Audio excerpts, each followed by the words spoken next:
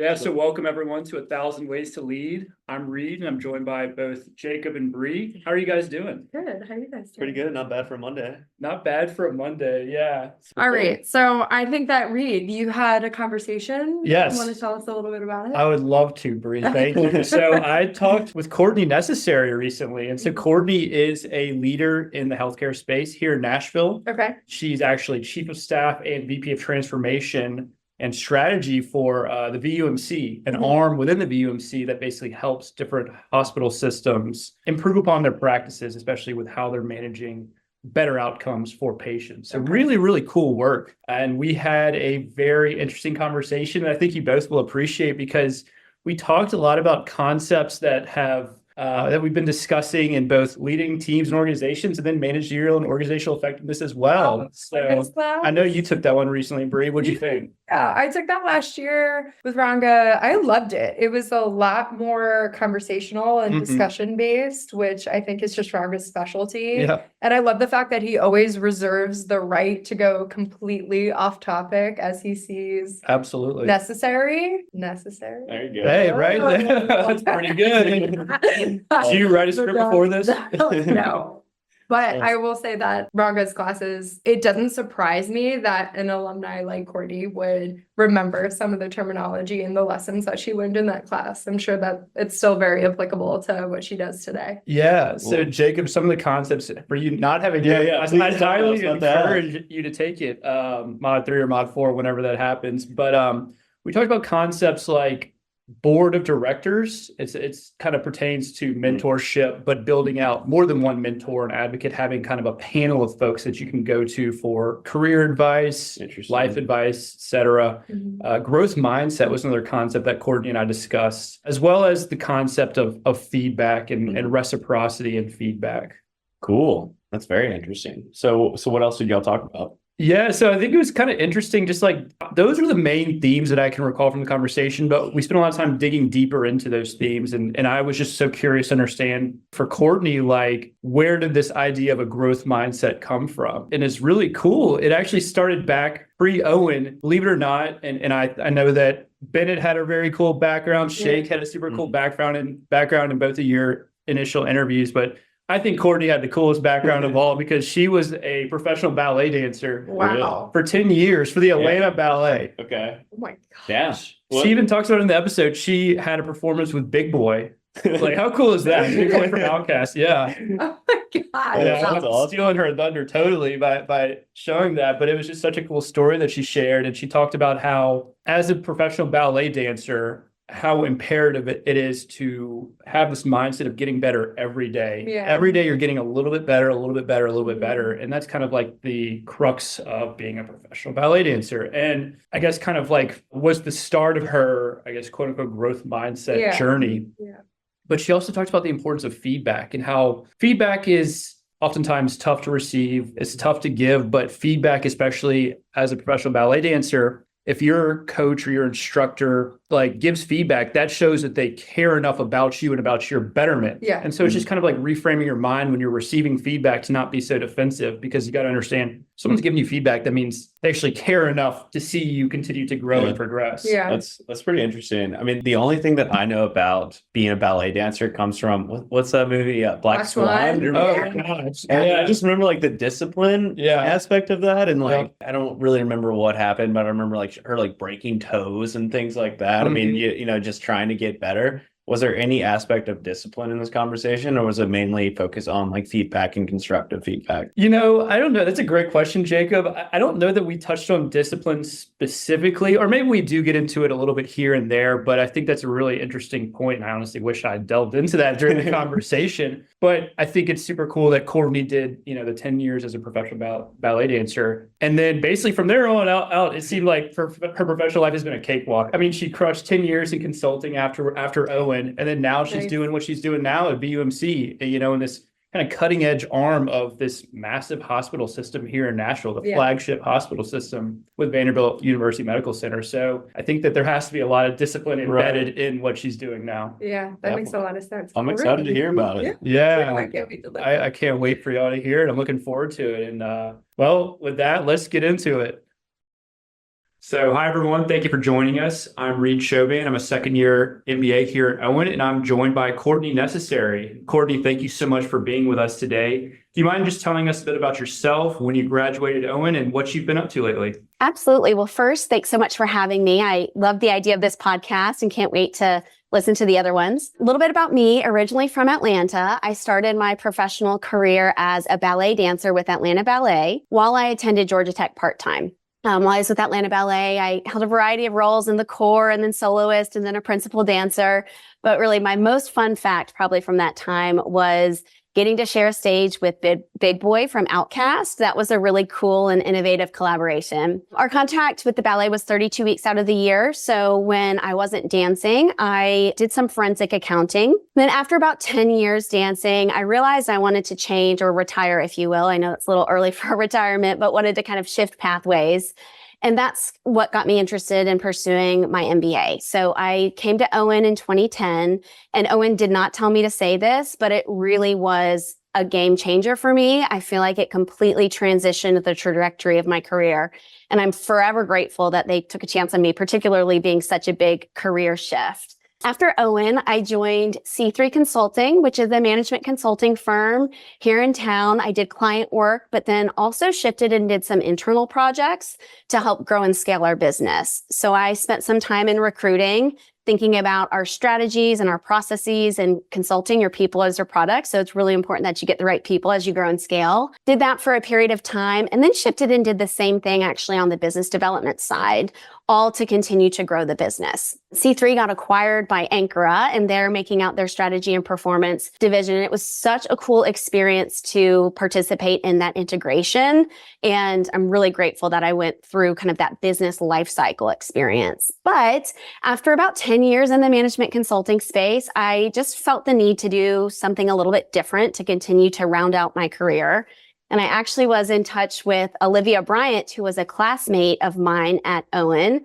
And she works at Vanderbilt University Medical Center in a group called HPS, which stands for Health Professional Solutions. And that division helps identify businesses and help grow and scale them. So for the past year and a half, I've been working with the Center for Patient and Professional Advocacy, and that's my current role. And we partner with hospitals and health systems to make medicine kinder, safer, and more reliable. We implement robust professionalism programs in the clinical space, really to reduce malpractice, improve quality outcomes, and ultimately build a culture of safety and respect. Wow, that was longer than I expected. I guess I am mid-career. And I guess on a personal note, I have a wonderful husband and 2 young kids. My daughter's 7 and my son is 5. Awesome. No, thank you so much for sharing that background, Courtney. And I am incredibly envious of the Big Boy. Sharing the stage with the Big Boy. I'm a big Outkast fan myself. So we'll have to talk a bit more about that one offline. Just digging in a little bit more into what you're doing right now with BUMC. Do you mind sharing just a little bit more about what your current role looks like, what that entails? What does it look like from a day-to-day perspective and then more broadly? Sure. So title is a mouthful, VP of Strategy and Transformation, Chief of Staff, but it's really one of the most fun roles that I think I've been in. I get to dabble in a bunch of different functional areas. So that keeps things really exciting. You know, similar to consulting where you get a lot of different experiences within this role, I get that as well, but a little bit more on the operational side, which is a area that I felt like I wanted to grow in. So over the past 18 months, I've been involved in a variety of strategic initiatives across functional groups. So anything from like strategy, thinking about the strategic positioning of the business and exploring channel partners through IT, where we just moved from the server to the cloud. And then we're also looking now into integrating some AI and large language models and that sort of thing to optimize and automate some of our business. Doing projects with marketing and thought leadership and CRMs and business development. And each of these projects on their own is kind of fun, but it's really fun in a growth stage business because you need to work on all of these, but make sure they're moving in coordination and in the same direction. One of the other things I really like about this role is, I'm working across these functional groups and I know enough to kind of talk the talk, but I really get to work with really brilliant, smart people that have deep expertise. And so I feel like my role is kind of extracting ideas out of these brilliant minds and then putting it onto paper and helping think through, okay, if this is the vision, how do we get there and bring some of those ideas into plans and then actual results. So it's a really, really fun role. Challenging, of course. It is a complex puzzle that's constantly moving, but that's what keeps it fun and exciting. Yeah, no, I really love what you said, Courtney, about extracting ideas from all these brilliant people that you get to work with in all these different engagements. And when I think about that, kind of nimbleness, you're basically going into an area that you're not an expert in and having to get smart on it real quick, but really lean on those different teammates and people that you're partnering with. It sounds like, and then going back further to your time in consulting, and even before that, transitioning from ballet to Owen, it sounds to me like you're the type of person who loves leaning into opportunities to grow and opportunities to learn. And when I think about that, I think of growth mindset. And I'm curious, is that something that you think a lot about? Is that a trait that you've always had or something that you feel like you've developed kind of over time throughout your career? Reid, that's a great question. And I love the growth mindset, the whole concept. I think it just transforms how I think about every day. However, I will say that I definitely do think that's part of who I am. And it stemmed from those ballet days. Two kind of things I think articulate that point. One, in ballet, you do the same steps every single day, like different combinations, but it's the same basic steps. That's because you can always get better. You can always improve. And so that repetitive nature is just practice, so you can continue to get better. So you always have that mindset of there's room for growth. And then the other element that definitely came from ballet as well is the notion of if you get a correction from a teacher, that is an investment in that teacher in you. So it's actually like a compliment to get constructive feedback. And it trains your mind to see this feedback or constructive feedback that might be hard otherwise as, oh, they care about me, they're invested in me, and they want me to be better. And so it really has shaped how I think about feedback in the business world. Now, I'll be honest, there are lots of things from ballet that have been challenging in my career and I have to overcome. And even in this notion between these two statements I just made, I feel like there's a dichotomy of some sorts of you want to be perfect and strive for, perfection. You can always improve, but then also it's helped be more open-minded to feedback and that sort of thing. So I do think it came early on in my career, and it has translated really well into the business setting. Yeah, I love especially what you said, Courtney, about your take on feedback and feedback ultimately being indicative of someone caring enough to even give you said feedback. And that might be obvious from the perspective of someone giving feedback,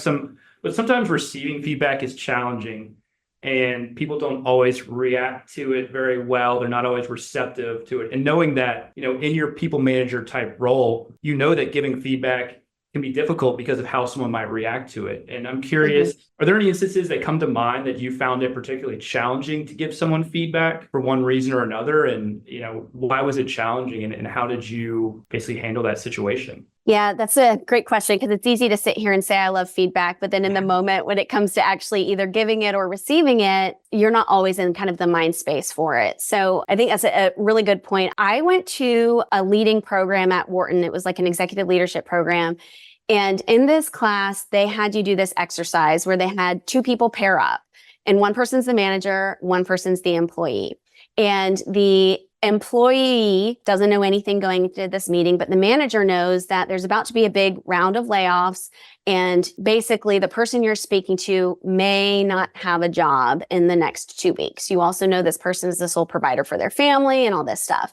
And they say, okay, go have that conversation. So you pair off and you have this conversation. And then after we did that, we come back and they said, of the people that were the employee on the receiving end, raise your hand if you feel like you're not going to have a job in the next month and you might want to start looking around. And like 2 people raised their hand. The point did not get across. And it's because it's hard. But they said, the best thing you could do for that person is to have that conversation and let them get the takeaway that they needed to, for example. And so it's kind of like this feedback where you have to put your emotions and sometimes pride and, all of those things aside and think about what is in the best interest of this person that I'm speaking to.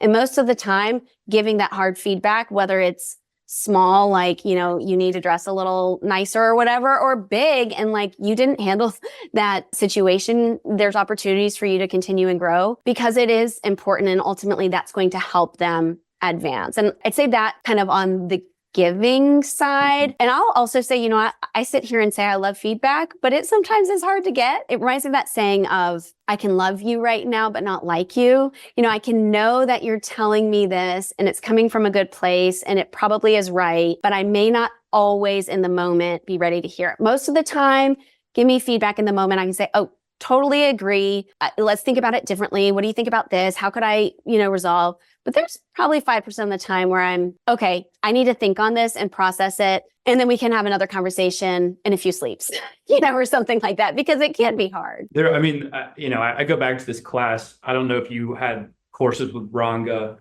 took managerial and organizational effectiveness or any of those other courses. We talked a lot about growth mindset. And one thing we talked about is the notion that, people have this self-image, how they view themselves. And if they hear feedback from someone that somehow negatively affects that self-image or their own perception, that's when people get especially defensive or have a harder time hearing and receiving that feedback. I'm curious, what's your take on that? Yeah, I absolutely agree. Love Ranga. And so pretty much if he says it, I'm like, yes, it's true. But that really does resonate, right? Because you think you have a picture of who you are. And if someone says something that isn't aligned with that, you're going to have tension internally about that. And even more so, if it's in conflict, you won't want to agree with it. And so that's where I think that soul searching and reflecting, I think a really big part of growth and feedback is reflecting and being able to say, you know what, maybe that is how I come across and maybe that's not how I want to. And so there's opportunity to grow and evolve from that. Kind of staying on this topic with one more follow-up for you, Courtney, I'm curious, what about when you hear, so you receive some feedback from someone, it doesn't feel good, but you go through this processing stage and you still don't necessarily agree. You've kind of sussed it out and you're like, you know what, I still don't necessarily buy into what this person is telling me. Does that happen? And how do you approach that? And how do you consider that feedback at that point when you don't think it's necessarily rings true? That's a really good question. And I'm not having any examples come to mind, but I would say conceptually, yes. And one piece of feedback is one piece of feedback. And just because you get feedback doesn't always mean it's true. So it's almost like you have to be open-minded enough to think through it and explore it versus just saying no off the bat and emotionally shut down. But on the flip side, if you do that and it still doesn't sit right, give it a little more. If you start to get that feedback for a second or a third time or from different people that you trust, then there's starting to be a pattern of some sort. So yeah, almost kind of take it at its word, give it some thought, and then choose with it what you can, because sometimes you might get feedback that you don't necessarily want to take. Or sometimes you get feedback, but you have to figure out how to apply it yourself. I actually remember one story, a manager, I was asking them for help through a sticky situation. And she was like, just say this. I'm like, I would never say that. Just the words, the tone, that's not my style. So she was like, you don't have to say it just like that. Find your own way to say it. So there is a balance of kind of taking feedback, but also being authentic and confident in yourself and finding your own true way to apply it. Yeah, I love that. I love that perspective, Courtney. And another key component of feedback and the feedback loop, and then just broadly a growth mindset. When I think about it, is the concept of mentorship. And another key component of Ranga's course was building out a board of directors, basically people that you can tap for their perspectives, whether they be mentors, whether they be advocates, or what have you. How has that worked out for you? Do you have mentors active in your life, in your career? Do you have advocates? Do you mind just telling us a little bit about how you have leveraged those things in pursuing your career? Absolutely. And I love the notion of board of directors, because I think sometimes people think of I need a mentor, and they think of one. And it really is important, I think, to have a variety of perspectives and to surround yourself with the people that you aspire to be like, which is essentially kind of the role of a board, and leverage their differing views and opinions. So I love that notion. And I'm glad you brought up the distinction between mentors and advocates. I do see them as kind of different roles. So in my mind, a mentor is really kind of like a coach, and they're focused on your personal and professional development. They share their experiences and they help you navigate whatever you're going through in the moment. Whereas an advocate is more of like a champion for you, and they actively promote you and connect you with people and resources and they're the ones that want to help you advance in your career. So I think both of those are important. And just like we started, I think it's important to have more than one. A few examples of mentors and coaches that I've had throughout my career. One is Lacey Nelson, and she is through Owen. She was a phenomenal coach and mentor to me through school, but then also as I transitioned into kind of this new role afterwards.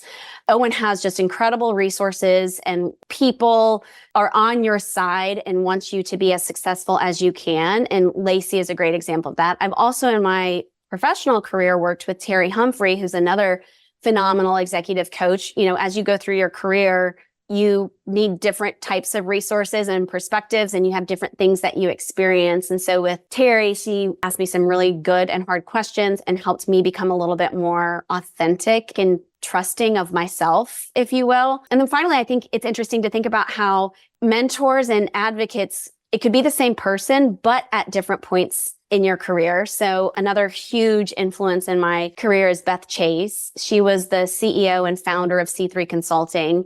And early on, when I worked with her and reported to her, she was a mentor and a coach for me and gave me great feedbacks and examples. And then as I've transitioned on, not only has she remained a friend, but she has continued to be an advocate for me, helping me think through what's next and get connected to the right resources. And so I love the idea of board of directors. I love the idea of it might change and evolve over time, and people within that board may change their roles and relationships with you throughout the course of your career as well. Yeah, no, I love that, Courtney. And when I think through like the whole mentorship concept, I know a lot of my classmates have kind of struggled with this notion of building out this board of directors and how to go about it, and whether that's something that happens organically or whether it's upon you to go and seek out those mentors. Yeah. Has it been one or the other for you? Has it been a mix of the two? How have you approached actually building out that board of directors that works for you? Great question. I'd say it's a little bit of both. So some organically just happened. Like with Beth, we just kind of built a relationship through work.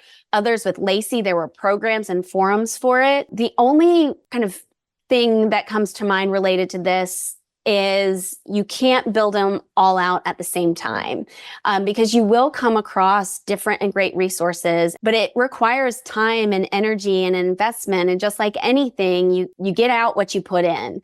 And so I cautioned myself of this at various times is, while you want a good board, you don't want it so big and not deep enough that you don't have the relationships and the value that it could provide. So I definitely think it can be organic or inorganic. Like with my executive coach, Terry, that I mentioned, it was like a formal structured reaching out for coaching. But I think it's more about putting into it what you want to get out so you can get the depth as well. And so just digging a little bit deeper into that, getting out what you put in, this is a really key piece, is that maintenance of those relationships. And is that something, I'm just curious, Courtney, how you approach that maintenance? Is that something where it's like, hey, I need to reach out to so-and-so every month, every quarter? Mm-hmm. How are you thinking about, okay, I don't want it to always be me just asking for something from them. It needs to be a reciprocating or reciprocal relationship. Yeah. Giving and taking, right? You want to be just a taker. So how do you think about that, and how do you approach that? That's a great question. I will definitely say I am intentional about it, because in today's world, everything moves so quickly and things just drop off other priorities. So I definitely am intentional of like, I want to get with this person quarterly, or I want to follow up with them. I also take notes in the meetings about what they shared with me or taught me or what's going on in their lives, so that the next time we get together, we're not starting from scratch and you're continuing to kind of build and progress forward. So definitely be intentional. And then love the point about how is there give and take. And I often felt like that with my mentors of thank you. Thank you so much for investing in me and taking the time and sharing your insights with me. How can I ever repay you? And oftentimes they say, honestly, I get so much satisfaction out of helping others that I'm getting equal parts out of it. So that has been reassuring of like, okay, I'm not just like taking and taking and taking. Hopefully they're getting something out. And then there are other times, I learned this a lot from Beth, is like, it's all a network. And so she will sometimes be like, hey, there's this person that's interested in this. Can you connect with them? And yes, absolutely. And so it is somewhat of a symbiotic relationship. I definitely am getting more out of it. I don't know. It works. And I think that's a really good question. And I do even like intentionally ask, other than buying your coffee over this coffee, what can I do for you? Because it is about the value and it's the foundation of relationships. But eventually it was like, okay, now we know each other enough and we're friends enough that it's not as transactional. Yeah, it's much deeper. But at first, you do have to be very intentional. Yeah, thank you. That was the word I was looking for. Well, I butchered the other word earlier, so try and save face there. One other thing I just like to draw on some of these classes that we take here at Owen, and one of the first classes that we take is LTO. I don't know if you had Tim Bogus when you went through, but there's just another concept of like, people are scared to raise their hand and ask for help or to reach out to someone to ask for help because, coming in back to the point of give and take, like you don't feel like you have very much to give. You're asking for a job, you're asking to be connected, but in reality, you touched on this, like the mentor or alumni or whomever, they also get something out of helping you out with your time as long as you're appreciative and respectful of their time. It feels good for people to help others. And I'm sure you've experienced that with some current students, maybe who have graduated or incoming students who have reached out to you for some of your time. Absolutely. It really is. I think I shared this with you last time we talked. It was really interesting because the minute you graduate Owen, you're now an alumni and people are reaching out to you and you're like, whoa, I don't know anything, but I'm happy to try to help where I can. Truly, anytime someone reaches out to me, I will meet with them because I do want to help. That's one way that we as alumni can give back to Vanderbilt. Now, I don't always feel like I have exactly what that person is looking for. And so then I'll kind of think through, who do I know or how else could I connect them? But even if 1 out of 10 times it works or I can connect someone with something, then that's 1 out of 10 and let's keep going. So I do think it is a hard thing because not everyone you meet is going to be the right fit or have something to help, but they do want to. And so just, for students, alumni, whatever, it is about helping. At the end of the day, we're all people. Many of us are looking for the same thing. We want to do good and do well in the world and help each other along the way and advancing. And I do feel like this Owen community in particular, with how smaller class size, tighter network, that reciprocity really does ring true. And I've experienced that just in my year plus of being here at Owen. Absolutely. It's funny you say that because Owen is such a special place. And I was reflecting on my relationships that I've made at Owen over time. And there are like 3 really different discrete things I wanted to mention. One is the professors. They're so amazing, full of knowledge, experience, and relationships. And they want to help you. They want nothing more than to teach you and help you. Professor Van Horn helped me get my internship. Vogus, Ranga, Kimberly Pace, Professor LaPrey, Nancy Lee Heyer, Moomin, David Owens, like all of them, I felt like I had a relationship with and they wanted to help me. Now I invested in them and tried to get to know them and go to office hours and stuff like that, but they want nothing more than to help. So like use the amazing resource of insightful professors there. 2 is friends. Like the Owen community and culture is so fun and collaborative. I have a friend that was a bridesmaid in my wedding. I now work with one of my friends, Olivia at UMC. And so you really get to build. And I was sadly at a funeral today and ran into someone that I knew from Owen. So it really is kind of a tight-knit community and you build friends for life. And you may even get some family. So my younger sister was in med school when I was at Owen, and she married a classmate of mine. So I even got a brother-in-law out of Owen. But it is like such a cool, small, tight-knit, collaborative community, and it will have a lasting impact. No, I completely agree. Again, just from my short time here, and I can't to be a part of the alumni community here in the next few months. So just kind of rounding us out, Courtney, we've had a fantastic and insightful conversation here. And I'm curious, you've already shared so much advice that resonates with me and I know will resonate with a lot of my classmates. And just thinking through, maybe some additional parting advice for, this podcast is broadly for current students, alumni, but also incoming prospective Owen students as well. Do you have any sort of advice that we haven't touched on that you think might be helpful for those folks, this podcast is kind of directed towards? Sure. Probably biggest piece of advice other than you put in what you get out. So like make the most of every single opportunity.